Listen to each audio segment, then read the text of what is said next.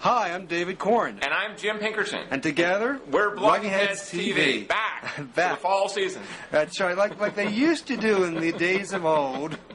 We took off for the summer, at least in terms of doing the show. But now we're back, all new and improved. Are we? Okay, well, great. I don't want to alarm you, but I'm actually recording this in a different way than I used to. So hopefully this will make it onto the little silver screen on people's computers. But how have you been, Jim? I've been fine, thanks. It's hot here, as you know. It's been the hottest summer that I can remember here in Washington. Right. Well, for some Republicans, it's particularly hot. So let's go right to the news of the day. Although God knows if it's going to stay the news of the day, and I don't know when they're going to actually put up this this dialogue. But as of this moment, as of what is today? Wednesday afternoon at 3:40 Pacific Eastern Time p.m. Yes. It seems as if Larry Craig, the Republican senator from Idaho, who was arrested for supposed lewd, or I actually think I would call it pre-lewd behavior. It was a prelude to being lewd. And we can talk about that in a moment because I have some entrapment issues in all this. But it seems that he may be trying to claw his way out of that resignation announcement he made a few days ago. I think that's right. I think that Arlen Specter, who I think prides himself first and foremost on being a smart lawyer, which is to say that he can run rings around any prosecutor if he needs to, kind of put the idea in Larry Craig's head, you can beat this rap, and if you beat this rap, you don't have to resign. Right. And that was, those were words that Republicans did not want to hear, let's say. Right. So right now we have, I don't know if you can hear this, but we have Larry Craig singing that age-old song, Should I Stay or Should I Go? This is definitely the improved Blogging Heads TV, no question. And I have to say, this is one of those wonderful moments. I will sort of see if I can put Joe Strummer quiet for a moment. This is one of those wonderful moments when one's political pleasures, at least in my case, align with one's principles.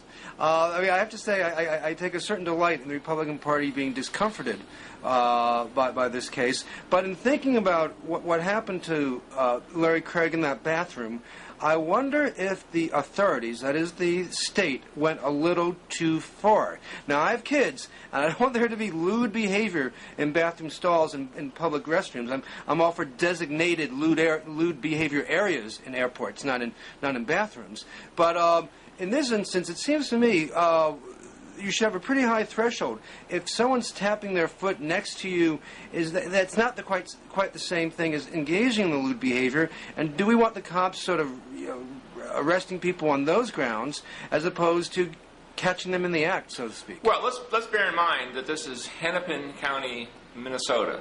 Minnesota, nice. Which I looked it up, and John Kerry won 59% of the vote there in 2004.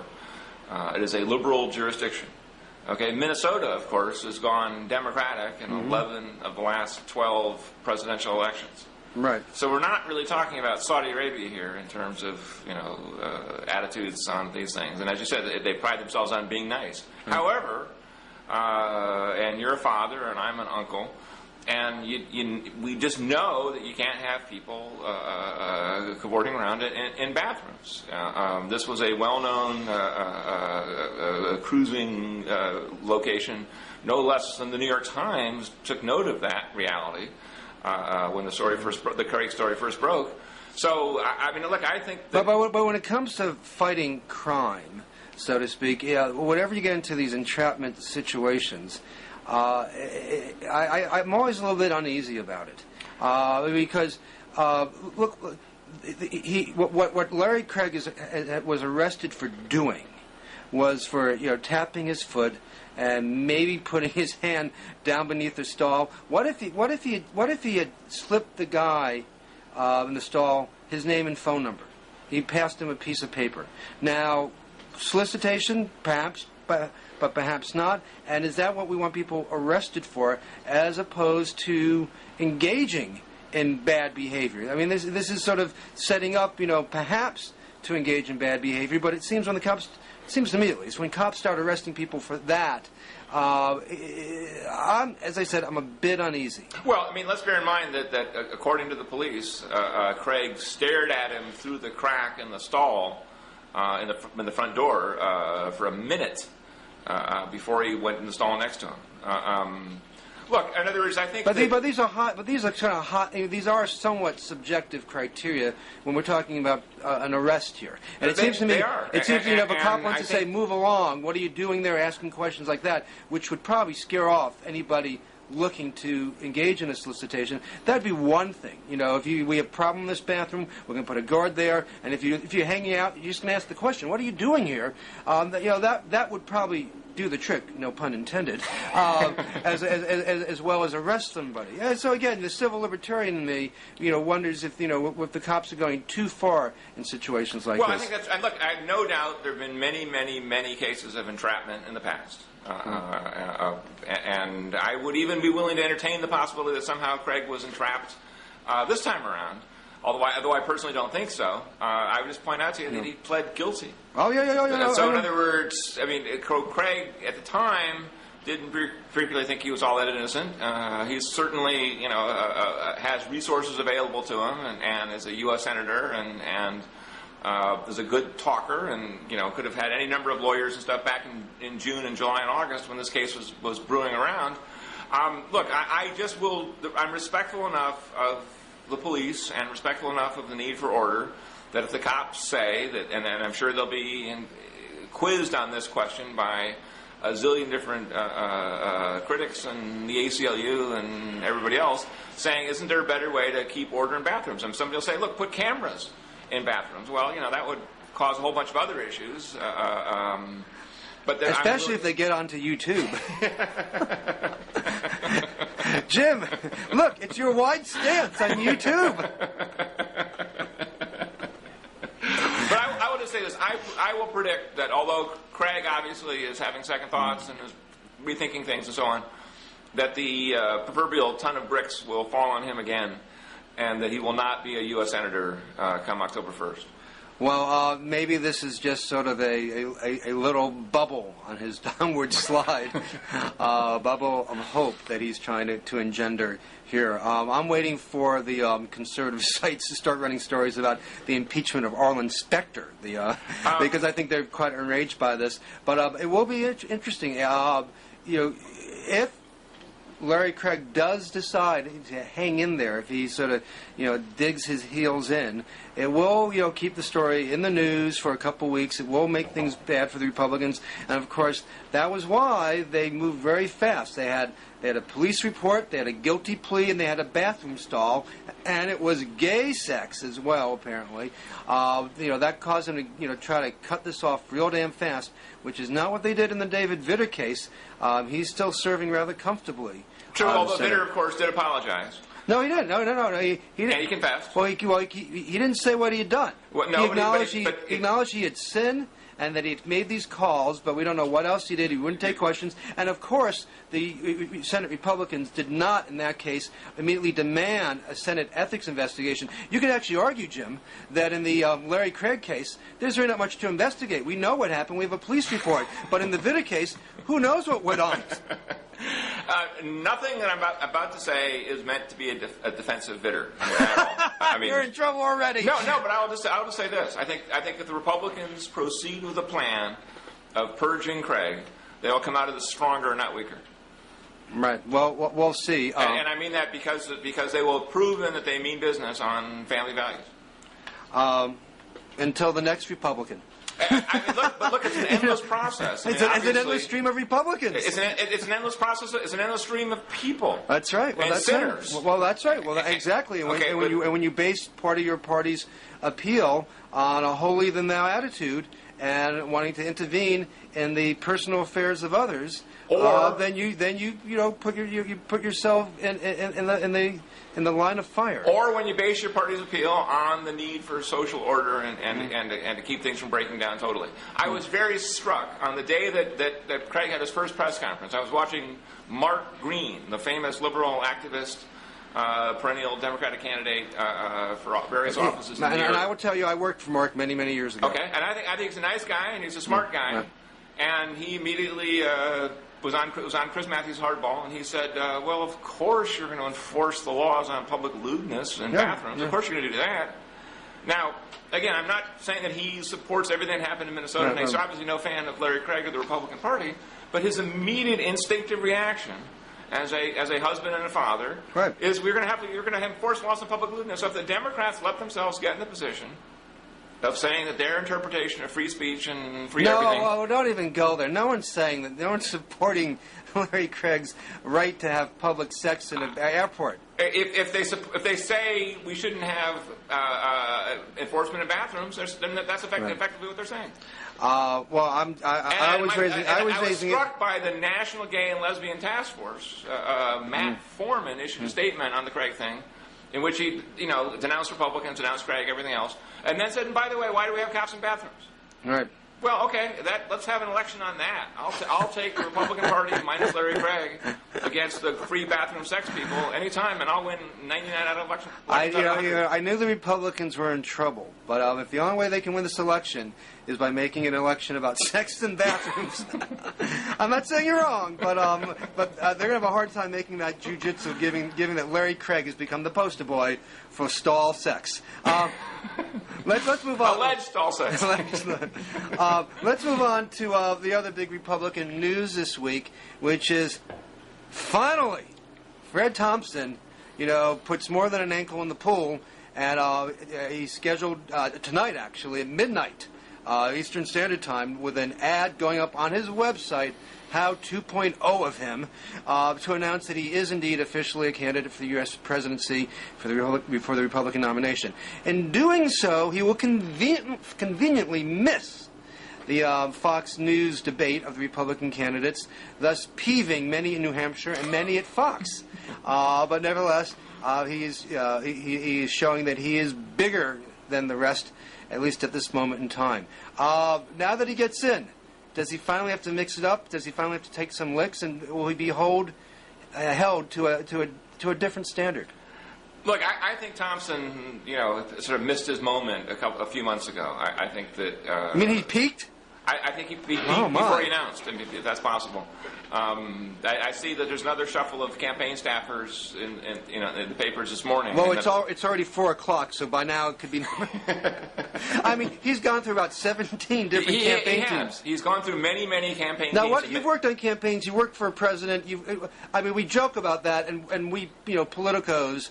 I'm not endorsing Politico.com, but we political people follow this stuff assiduously. Do you think it actually says something about the candidate himself or herself if there's such chaos routinely? I do. I Explain. Think that, look, you don't ask a presidential candidate to run much, but a would-be president saying, okay, you're going to eventually run the federal government of umpty-ump million people and everything else, and you can't even keep track of 50 people in your office, and they get fired or quit every 2 weeks for 3 months straight, like it has been.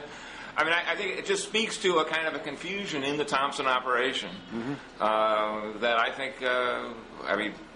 I don't see it being alleviated, and they kept saying it'd be different. Well, he's different, like what? He's just what? I just don't even understand anymore. What his rationale is. There's plenty of candidates in the race. Mitt Romney, most obviously, having just won the Ames straw poll, who speak basically the same message that Thompson speaks. But he's folksy, Jim. Folksy. I defy you to find me any profile of Fred Thompson that doesn't use the F word. Folksy. This guy was making $70,000 a year as a lobbyist. Folksy. Drives the pickup truck. Only when he campaigns. Mr. Folksy Fred. But again, it all looks sort of artificial now, doesn't it? If you talk about it like that, I don't mean you as a critic. I just mean if anybody discusses it and says, well, so tell me, Mr. Republican caucus goer and primary voter, why do you like Thompson? Well, he's folksy. It's like... It becomes like a shibboleth almost, and sort of becomes kind of laughable just to hear it repeated over and over again. What is it with these Tennesseans? Remember Lamar Alexander and that plaid shirt. But I have two things. Al Gore is a born-again Christian. That's right. I have two things I want to ask you. I want to talk about with Thompson here briefly. And one is, on my own blog, davidcorn.com, I posted part of a piece that Richard Viguerie did a couple weeks ago. Richard Viguerie, of course, is one of the mass mailer conservative group organizers who built the conservative movement to a degree and also made a lot of money doing it. And he basically said, listen, don't be fooled, conservatives.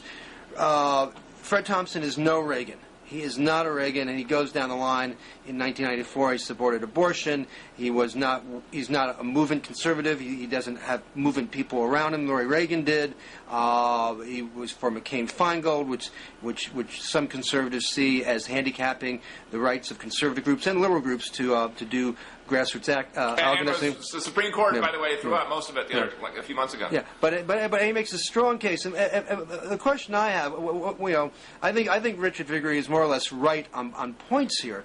He's also mad that when he chaired the investigative hearings into Clinton fundraising in the 90s, he didn't nail the bastard. But I think he's right on points from his perspective. But the question I have, if Thompson is trying to position himself as yet Reagan born anew, if you have conservatives like Richard Viguerie sniping and saying that's not true, does that make it harder for Fred Thompson to play the role of Ronald Reagan? Well, I mean, Richard Viguerie has hated most of the Republican presidential candidates and leading Republicans, for most of his career. That's kind of how he gets his money, as a critic of them. Positioning himself to the right, as it were, of the Republican Party in the mainstream. On the other hand, in this case, I happen to agree with him, however, that, look, there's no evidence really to speak of that Thompson is Reagan. Reagan's real claim to fame, in addition to being a conservative in terms of politics, he'd been the two-term governor of the largest state in the Union. For what it's worth, he'd been the president of the Screen Actors Guild for, I think, a total of 7 years. I mean, he was a political figure with an executive background. And don't forget being a shill for General Electric. Yes, well, but you're right. You're right. He's had this long career. He could actually be judged on what he had done, as an executive. Exactly. And the thing about, as we've kind of learned in the last few decades, senators are great at giving speeches, and as Bob Dole... Not so great, actually, but... Bob Dole famously said, look, always vote against the bill that loses, vote against the bill that wins and vote for a bill that loses, so that you're always positioned to console the critics and so on, and look like you can never get blamed for what happens, and you'll never get the credit you'll get the credit if it does happen anyway. It was I didn't say that very well, but the point you said it almost as well as Bob Dole used to say those things. That is the level of cynicism. It's the John Kerry, I voted for the $87 billion before I voted against it kind of logic that senators have. And governors just, in either party, just can't get away with that. If there's a hurricane or a flood or an anthrax outbreak or whatever, you're either there with They can't pick up the guitar and just start plucking strings. So I think that Reagan, look, the voters in their wisdom decided that Reagan had done a good enough job as governor of California to be credible as governor, if you will, of the country. And Thompson's undistinguished 8 years in the Senate, I don't think give him any kind of credential. The other thing, too, now, while maybe he can pull this off with Republican primary voters, if he puts on a Reagan mask and works hard enough, apparently he's not known to be a hard worker. But the other thing I would ask Thompson about is Iraq. I mean, and you can put this question actually to any of the candidates now, the leading candidates. What are they going to say about Iraq that's any different than what George Bush is saying? And right now, we can talk about what's been happening in Iraq in a moment, but the public still isn't buying what Bush wants, and it's certainly going to want a different message from the next president. Regardless of the folksiness of Fred Thompson, the fresh-facedness, whatever you put, whatever you want to say about him, he's still going to have to talk about Iraq in a way that distinguishes himself from the other candidates, and actually, one way or the other distinguishes himself from Bush, and I haven't seen him talk about it at all in the way to do so. I agree. Here we are. We're coming on the 6th anniversary of 9/11, and we can reflect back on past wars, which, in the case of the Civil War, we'd won already in 4 years. And in the case of World War II, well, when you said we won the Civil War, you got to be careful here. Well, I'm in the Union. That's the side I was on. I was born in Massachusetts. I grew up in the shadow of GAR monuments. Between winning the war politically in terms of being effective and mobilization for the war in terms of spending money and raising taxes and building up armies and so on. I mean, I wrote my column on this actually for Thursday, which I pointed out that in the Civil War, for example, the North mobilized 10% of the population and put them in uniform. That's 2.2 million people. Right. Back 2.2 million men, obviously, and the South mobilize an even larger percentage of its male population. In other words, when you're serious about winning a war, you do what you have to do, exactly. And you tell the public what it is, and they either come with and what it costs, and they're either with you or they're not. Right. And they accept it or not. The problem with this war, one of the many problems with this war is that before the war they refused to deal with what it would really entail because they didn't think the public would go for it, for the cost, either in terms of a draft or the money. So they sold it on the cheap. They planned it to the degree they planned anything. They barely planned it on the cheap, and of course now it's a slow bleed. And I hate using that term because for the people whose blood is bleeding, the American GIs and the Iraqi civilians, it's rather painful. I agree, and plus Afghanistan as well. I mean, we're in the process of not winning two wars.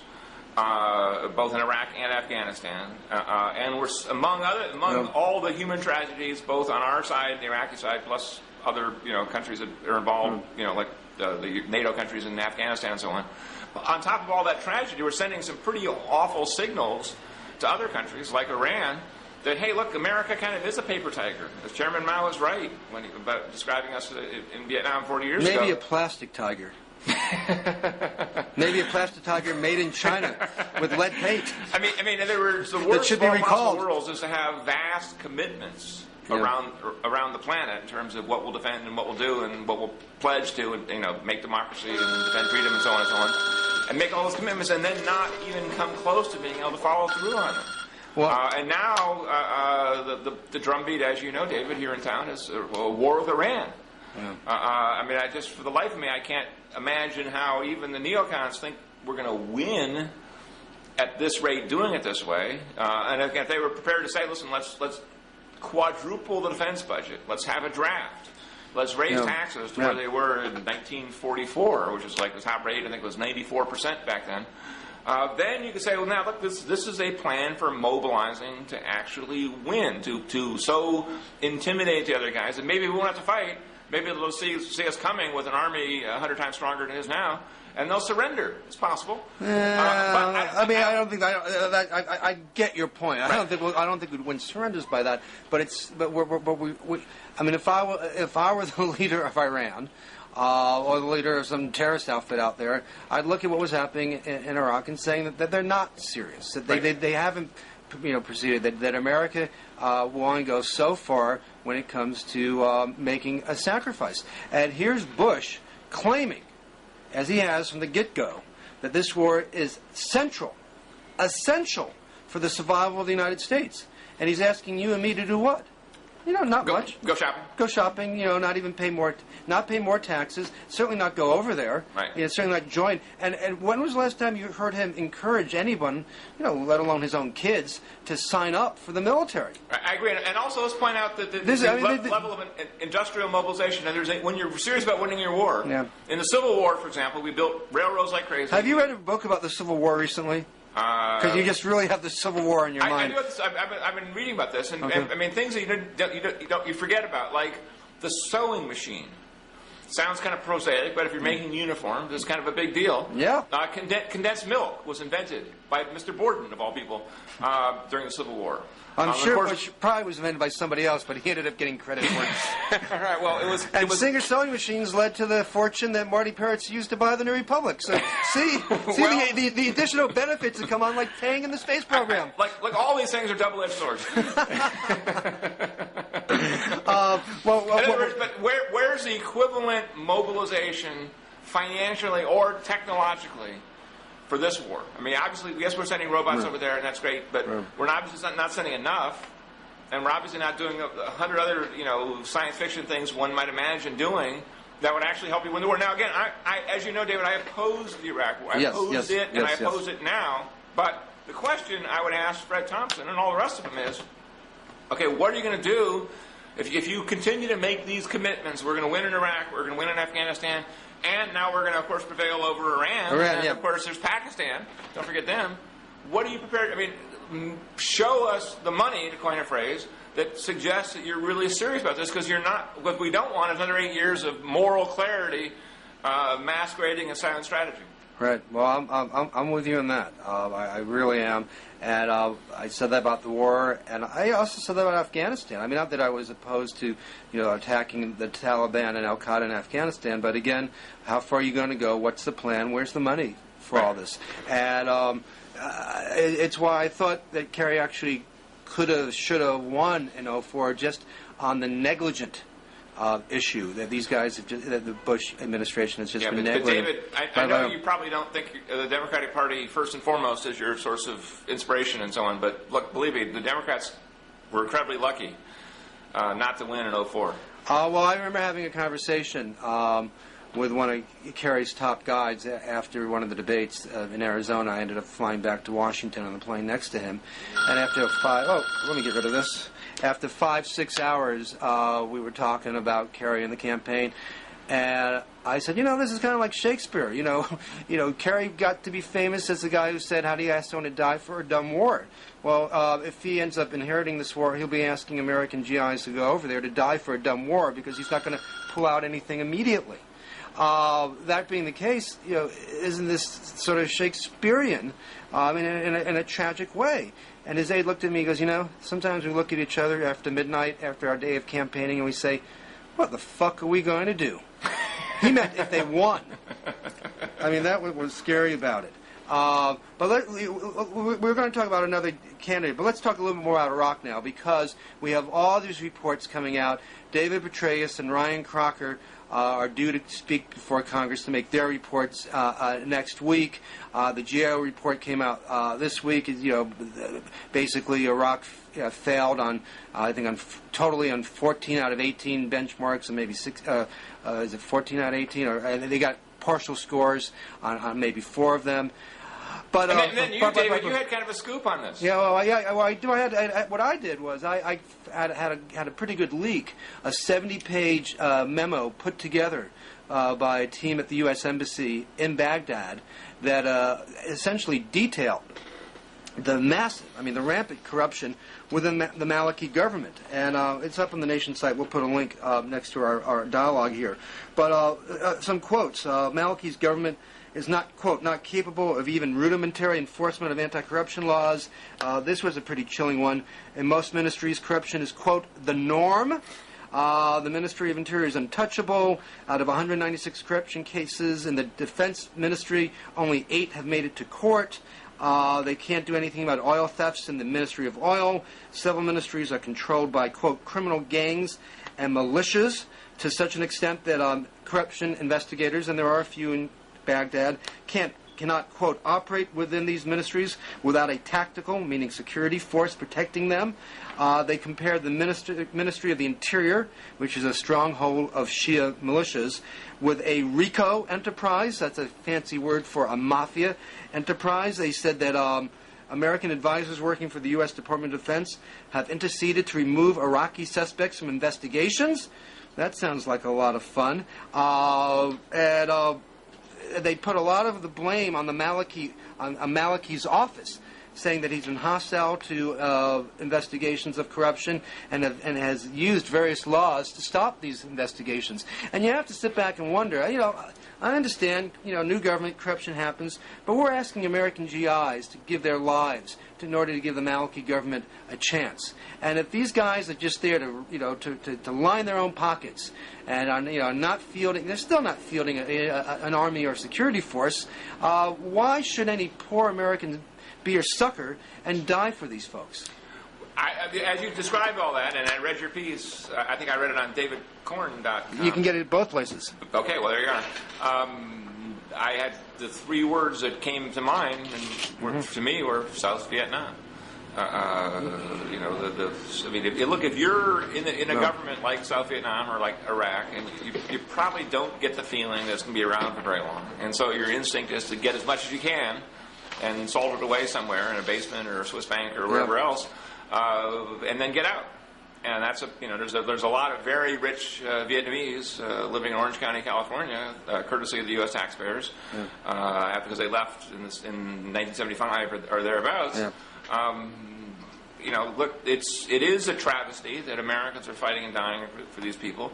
Although the only thing that somebody following the General Petraeus strategy might say is, look, we're not really supporting the Maliki government anymore. We're actually supporting the Sunnis in Anbar province as they create effectively their own government out there. You can be darn sure that all those Sunni militias who are cheering the Americans on, as they are, in Anbar, have zero intention of ever giving allegiance to the central government in Baghdad as long as it's controlled by the Shia. So we are, as I've effectively stumbling without admitting it into the partition strategy. Right, and which, again, we're picking an alliance at this moment that may or may not be convenient for us. It's convenient now, but then what happens with the Shia? Does that if we embolden the Sunni, do the Shia turn more to Iran? I mean, you can play this so many different ways, which is one reason why people like you and I before the war raised these issues and say this may be quite a hard puzzle to put back together. And what you see now is the same phenomenon that we saw in Vietnam, which is the U.S. government is fully aware, at least if it was as aware as it wants to be, of all the corruption going on in its client state, be it South Vietnam or Iraq, and covers up for it. Oh yeah, because they know what's going on, but they figure as long as the American public is thinking that our boys are fighting and dying for freedom, then that they can keep the war going. Yeah, I asked one embassy official what would be done with this 70-page report that I found, and he said, "Well, it's going to be shit canned. No one wants anyone to know about this, let alone the American public." So there you have Americans trying to do their duties and put together anti-corruption programs, and more importantly, you have actually some Iraqis. I talk about this in the story, who are doing anti-corruption investigations. They are the good cops going up against the mob, and they're being killed and shot at. And in the meantime, the Bush administration attitude is, don't talk about it. Let's keep this quiet. It all goes to the big issue is war is messy, it's ugly, has high costs, high moral costs, high cost in lives, cost in treasure, and you just can't keep it neat. So if you're going to do it, you have to have a damn good reason. Bring back the Powell Doctrine. You bring back the Powell Doctrine. Either you win, you fight only when you have to, and then you win and you get out. That's you don't right. sit around and I mean, what screams out of all the things we've been reading about lately, like the Robert Draper book. I think the title is Dead Certain, as I recall. Although when Bush says, I cry sometimes. I do. When I get those pretzels stuck in my throat, I cry. Cry. Whenever Cheney tells me to cry, I cry. Believe you me. No, actually, I think. Look, I know Bush 41, Bush 43 from my relationship with him during the 41 campaign, mostly. Yeah. And I think I have no doubt that he's genuinely tortured over what's going on. I mean, not so tortured just to do anything about it. But couldn't happen to a more inept president. Fair enough. But a proof of the ineptitude. Sometimes I'll give him credit for crying, and for being sad at times. But what's striking about the Draper book is that Bush and Paul Bremer, the former administrator of Iraq and so on, our would-be colonialist, can't seem to. I mean, historians absolutely will be picking this apart as to what caused the Iraqi army to be dissolved and so on. It does appear that, well, who knows what it appears? It appears that Bremer told them, but so buried the news that we were going to dissolve the Iraqi army in brown-nosing and flattering to Bush. Yeah. About how all the Iraqis were coming up kissing him and so on, as an American, and how grateful they were to Bush. That Bush obviously glazed right over the part about dissolving the Iraqi military and the intelligence services. And also, he probably forgot to read about it in the newspapers. And, well, anyway, it didn't make it onto the index cards talking about your friend Reagan. There were two other things that you wanted to get to on this episode of Blogging Heads TV. One was John Edwards and his "I'm going to make you go to the doctor" healthcare proposal. You're all for mandatory. I'm for health. Exams. I'm for some sort of national healthcare system that takes care of people.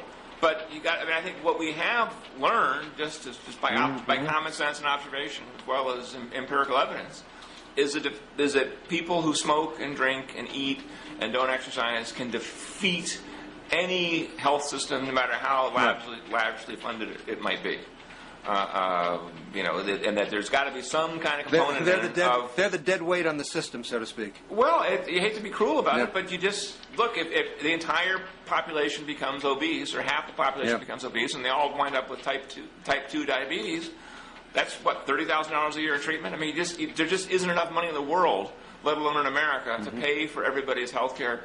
Now, there's been a lot of efforts made to eliminate smoking and trans fats and to put in seat belts and airbags and so on. I mean, we've been doing energetic steps in the name of public health for a long time now.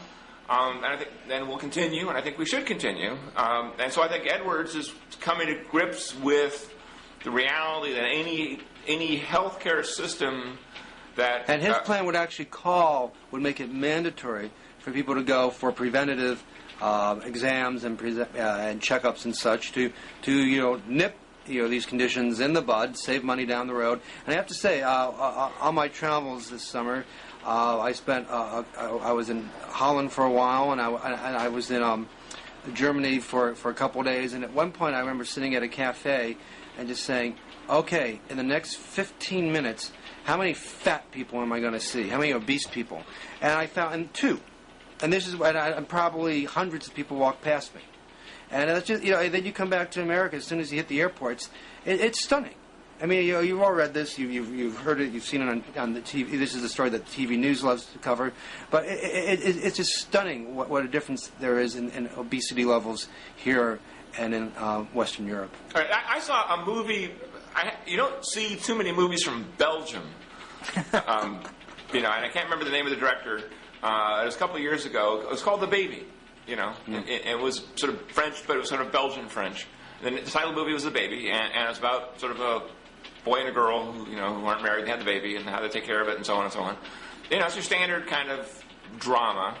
But one of the characters in the movie is the sort of the healthcare advisor, if you will, or sort of in-home intervener, nanny, whatever you want to call her, who just comes by the house every so often to check on the kid. Oh my God, you are turning into Michael Moore. You are turning into Michael Moore. Did you see Sicko? I did see Sicko. Well, I mean, that's what he gets into. You have these visits, these healthcare visits. They even do your wash for you. I thought that. I saw that. I think that I could do my own laundry, and think she was also cutting up carrots, and I think that I could probably do that myself too. Look, we have to be honest. This is expensive.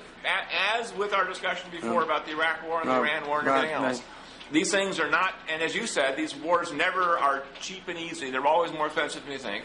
And so the healthcare struggle, if you will, is going to be a lot more expensive than we imagine in terms of, and a lot more intrusive and a lot more difficult in ways that we can't even. But Jim, as a conservative with a libertarian bent, how do you justify a big government, if not big brother, big doctor sort of system? Well, I guess I'm not so libertarian as to be blind to the reality that you have a public health emergency in this country.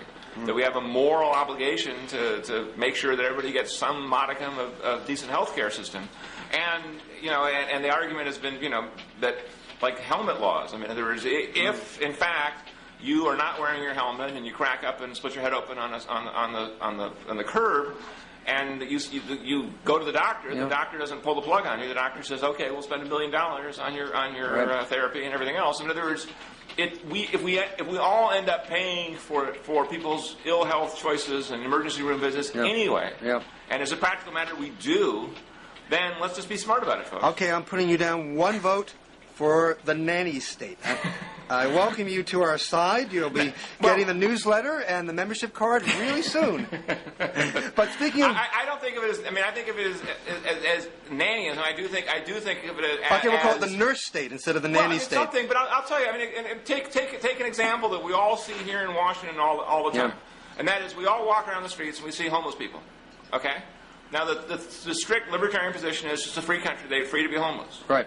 And the strict liberal position, the ACLU position, is let them be in the streets. It's their free speech rights to do that, and so on and so on and so on. Oh, and by the way, give them SSI and whatever other kind of money they can scrounge around. So they can, in effect, they can continue to be crack addicts. They can continue to be alcoholics. They can continue to be schizophrenics.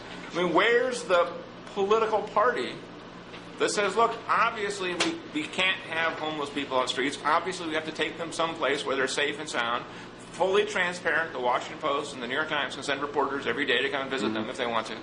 But you're just not going to be on the streets. I mean, it's such an abuse of common sense and safety and sort of social morale to have people lying in gutters as you're walking around. I think it's crazy, and I don't understand. And there's such a huge market failure to me as to why nobody would get up and say, look, we're going to have a loving approach to this, but it does involve them being taken care of at whatever cost, and not in a situation where they potentially intimidate, children and so on.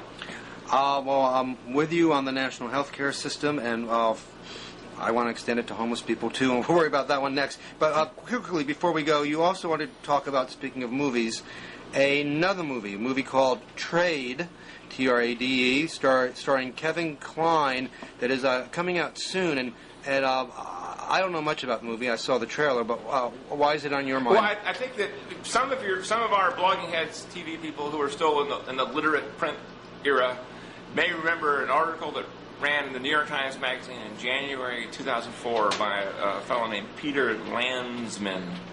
It was about the sex trade between here and Mexico, and Russia, and Russia and the United States and Mexico, basically. And it was so harrowing and so astonishing and so outrageous, which is not to say not true, it just means outrageous, that it caused quite a ruckus. There was like 6 different articles in Slate.com attacking it, and a whole bunch of bloggers. I think by my friend Jack Schaefer. By Jack Schaefer was the guy at Slate I'm thinking of. Yeah. It caused a furious reaction, and now there's a movie out. Well, the accusation was that the author had blended characters, made up characters. I read something along those lines. Gotten details wrong. Yeah. I mean, lots of stuff, and we'll put the links up as a helpful service to BHTVers. But my reaction, having seen the movie just a few weeks ago, it opens on the 21st nationwide, is if 10% of the stuff in this movie is true, we've got a major problem on our hands. I mean, a major disaster. Another major problem. Pardon? Another major problem. As if we haven't gone through enough already on the show. And made worse, not only through open borders and porous enforcement of the laws and so on, but also through the Internet. I mean, if in fact the Internet is being used as an auction block for young underage boys and girls. I saw that scene in a trailer. They auction off possible prostitutes who've been kidnapped for $25,000. Then I think we're going to have to make a reassessment of what Internet freedom means and what we do with adult chat rooms and so on and so on. Because the moral crime of letting this happen is astonishing to me. And I was amused to read in the review of the movie Trade in Variety, in which the movie critic says, well, this movie is not going to help U.S.-Mexico relations. I mean, that was his take. Was, oh my gosh, we can't do anything that'll upset, the happy alliance. Boy, I didn't know Variety reviewers sort of had a geopolitical view when it came to movies. I didn't either, but it was won't be boffo at CFR meetings. It was striking to me that the politics, the sort of the left libertarian politics of a Jack Schaefer, and the whatever global politics of the Variety are getting in the way of this movie, and the regard for this issue, this phenomenon. I would say, knowing Jack well, right or wrong, he's not being motivated by ideology of politics, but by what he would argue were journalistic issues. Okay, fair enough. I would just, I mean, we'll see what happens with the movie.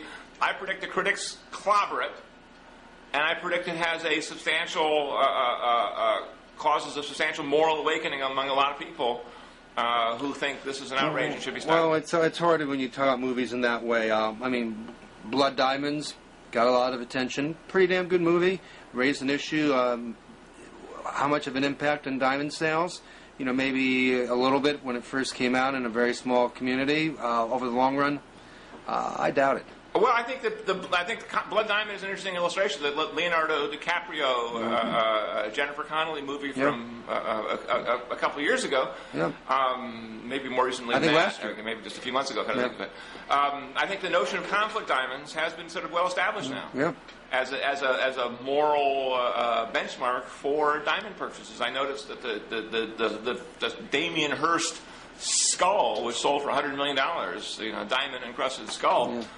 They were at pains to tell all the people who were laying out the $100 million to buy the thing that these were not blood diamonds. Yep, right. So there is some progress being made, and I think, I mean, this.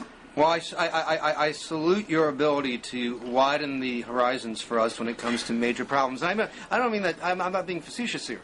I mean, the sex trade is indeed yet another thing, and I know I have friends actually in town here in Washington who have been worked for NGOs, have been working on this issue for years without getting a lot of attention, a lot of media attention, sporadic at best. So if the movie can help their work, then I'm all for it. Great. Okay, well, so that will round up this week of movie reviews with Jim Pinkerton and David Corn. I'll give it a thumbs up, even though I haven't seen it. And Jim, now that summer vacation's over, I hope to see you regularly once again. Very good. Thanks, David. On Baghdad TV. So. Thanks.